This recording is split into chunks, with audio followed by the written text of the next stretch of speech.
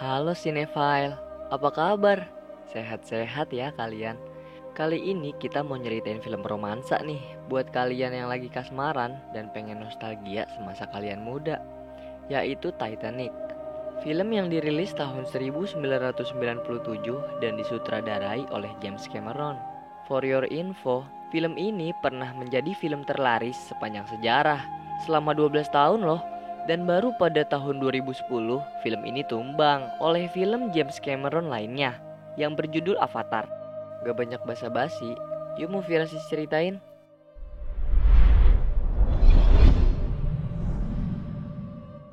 Scene diawali dengan sekelompok orang yang mencari sebuah harta karun di bangkai kapal Titanic dengan menggunakan kapal selam. Mereka pun menemukan sebuah berangkas di bangkai kapal Titanic. Berangkas itu diambil oleh mereka sambil merayakan penemuan mereka tersebut. Saat dibuka, ternyata isinya hanya kertas-kertas dan buku.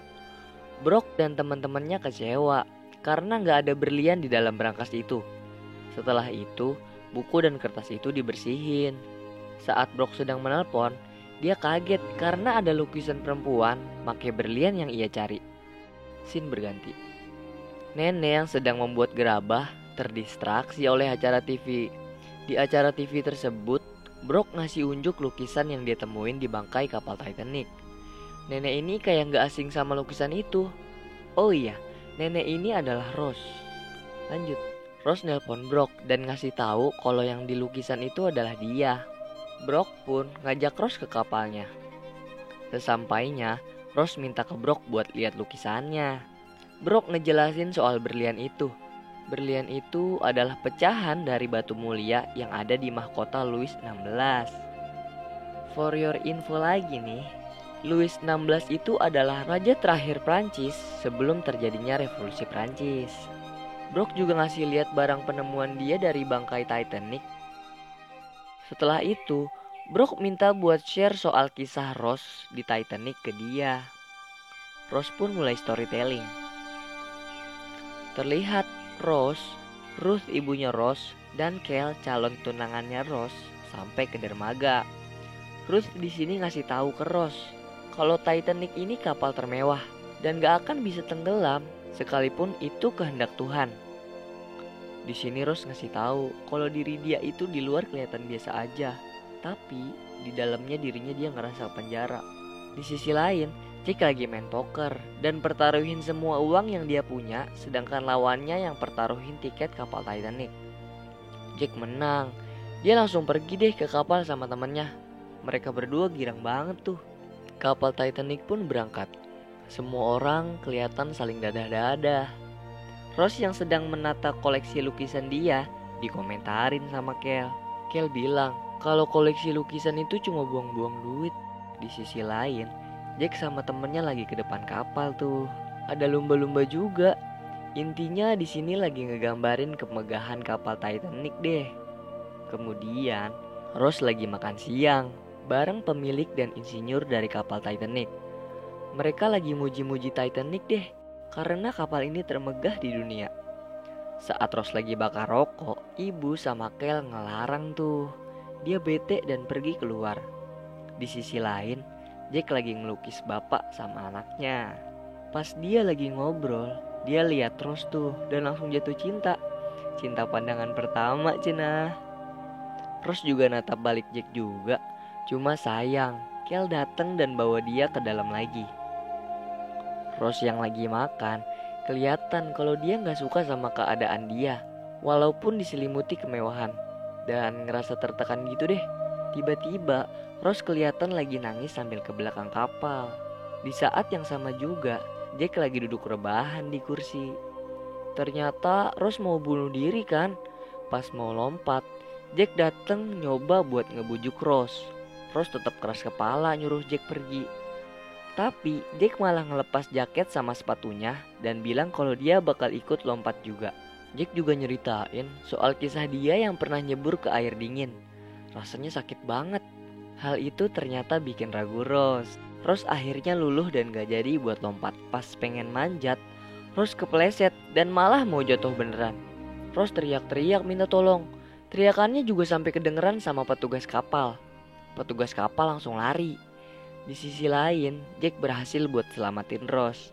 Pas petugas kapal sampai, mereka kira Jack itu nyoba buat merkosa Rose. Apalagi di situ kelihatan Jack yang udah buka jaket segala. Kel lagi ngomel-ngomel ke Jack, tapi Rose ngebelain dan bilang kalau itu kecelakaan. Rose ngebohong dengan bilang kalau dia itu kepleset pas lagi lihat baling-baling dan diselamatin Jack. Kel langsung ngajak Rose ke dalam. Tapi salah satu orang bilang ke Kel untuk kasih sesuatu buat rasa terima kasih ke Jack. Awalnya Kel cuma pengen kasih uang $20. Tapi berhubung Rose protes dengan bilang, jadi cuma segitu harga orang yang lu sayang. Akhirnya Kel ngajak buat makan malam bareng besok.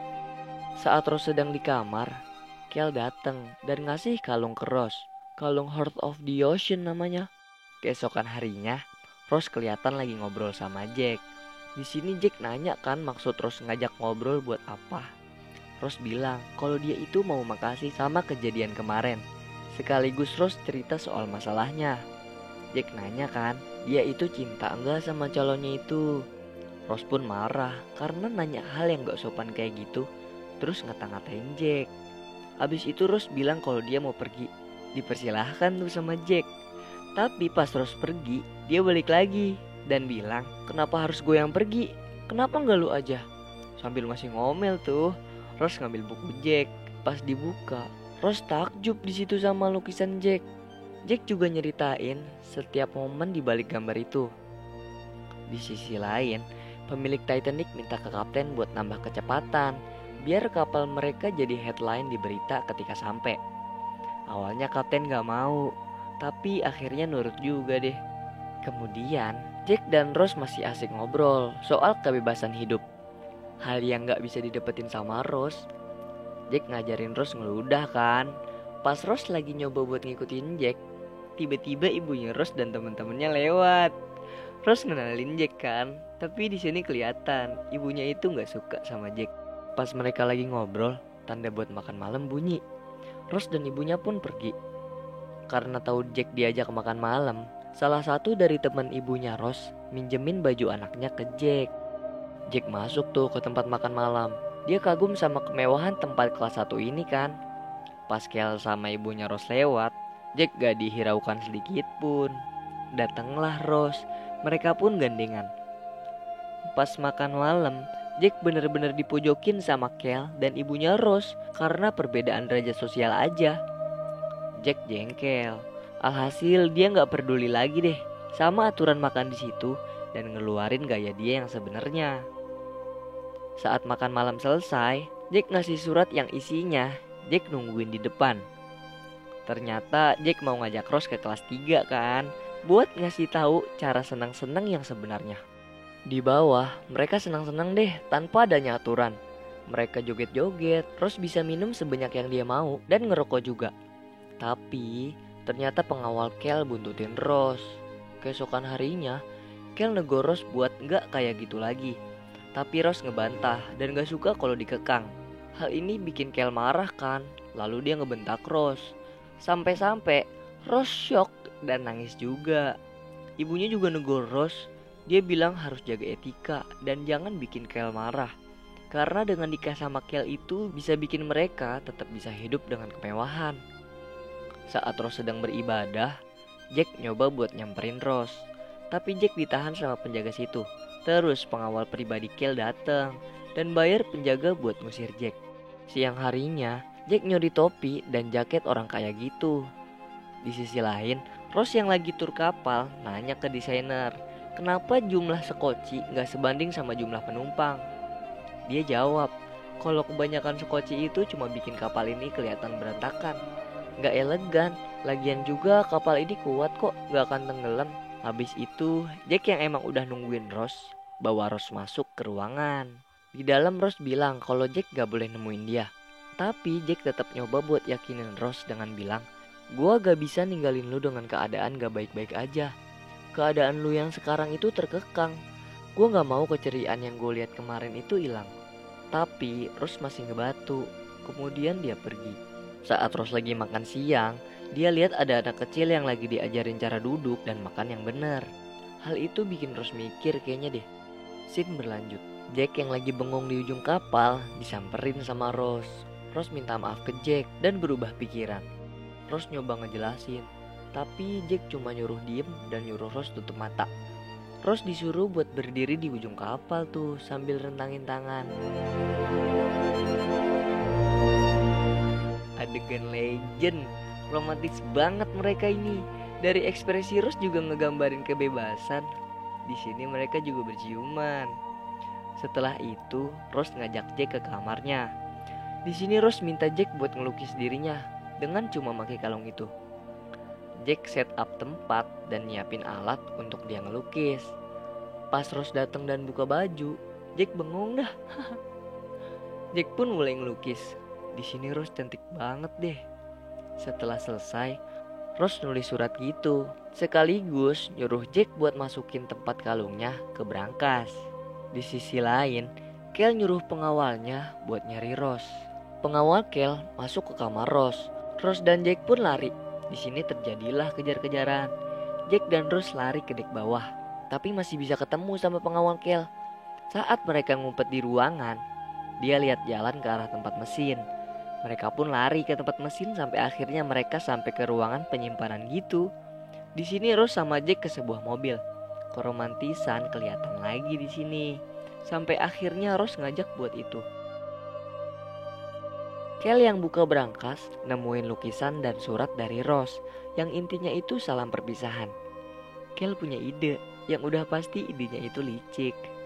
Sesampainya di atas, Rose bilang ke Jack kalau dia akan ikutin Jack kemanapun ia pergi. Habis itu mereka ciuman sambil intipin sama penjaga kapal kan. Hal itu bikin mereka gak sadar kalau di depan mereka ada gunung es. Penjaga ini pun langsung bunyiin bel dan nelpon ke petugas lain. Tim nahkoda kapal panik. Mereka nyoba buat mundurin mesin dan belokin kapal. Kapalnya berbelok tuh. Tapi sayang, bagian lambung kapal kebentur es yang bikin lambung kapal bocor. Nahkoda kapal nutup pintu lambung kapal deh. Bagian kelas 3 udah kemasukan air. Para penumpang pun pergi. Di jalan, Jack dan Rose nguping tim nahkoda kalau keadaan udah gawat. Rose pun ngajak Jack buat ngasih tahu ke ibunya dan Kel soal keadaan kapal. Pas mereka ketemu sama pengawal Kel, dia nyelipin sesuatu ke sakunya Jack. Pas sampai kamar, bener aja Jack digeledah oleh pihak keamanan dan ditemuin ada kalung di situ. Rose kecewa dong dan Jack juga ditangkap. Di sisi lain, tim nahkoda ngadain rapat sama insinyur. Di sini insinyur bilang kalau keadaan gak bisa ketolong lagi dan kapal akan tenggelam dalam 1 atau 2 jam. Kel ngomelin Rose sampai dia nampar dan ngatain Rose itu pelacur. Tiba-tiba petugas datang ke kamar dan bilang harus naik ke atas kapal. Ternyata para penumpang udah coba buat dievakuasi. Sekoci juga lagi disiapin. Rose coba nanya tuh ke insinyur apa yang terjadi. Dia ngasih tahu kalau kapal mau tenggelam dan disuruh buat cari sekoci juga karena sekoci emang gak akan cukup buat semua penumpang. Keadaan di kelas 3 udah gak kondusif karena jalan ke atas ditutup dengan alasan kelas 1 yang diprioritasin lebih dulu. Jack yang ada di ruangan keamanan dengan keadaan di borgol juga ditinggal sama pengawal Kel. Kunci borgolnya juga dibawa. Rose yang lagi sama ibunya dan Kel kesel karena ibunya itu di saat genting gini masih aja gak mau harus dicampur sama kelas 3 dan gak mau desek-desekan juga. Kel juga ikut ngomporin Rose. Rose pun langsung pergi. Sempet ditahan Kel, tapi diludahin sama Rose. Rose ketemu sama insinyur kapal dan nanya ruangan keamanan di mana. Dijelasin deh sama insinyur itu. Rose langsung lari dan naik lift ke bawah. Pas sampai bawah, ternyata udah banjir di situ. Tapi Rose tetap maksa buat nyari Jack. Sesampainya, Jack langsung nyuruh Rose buat nyari kuncinya kan. Berhubung gak ketemu, Jack nyuruh Rose buat cari bantuan. Rose pun pergi. Tapi karena gak ada yang mau bantuin Rose akhirnya ngambil kapak. Saat sampai ruangan, Rose langsung lepasin Jack. Ternyata di sisi lain, kapal udah makin tenggelam. Sekoci juga udah mulai diturunin.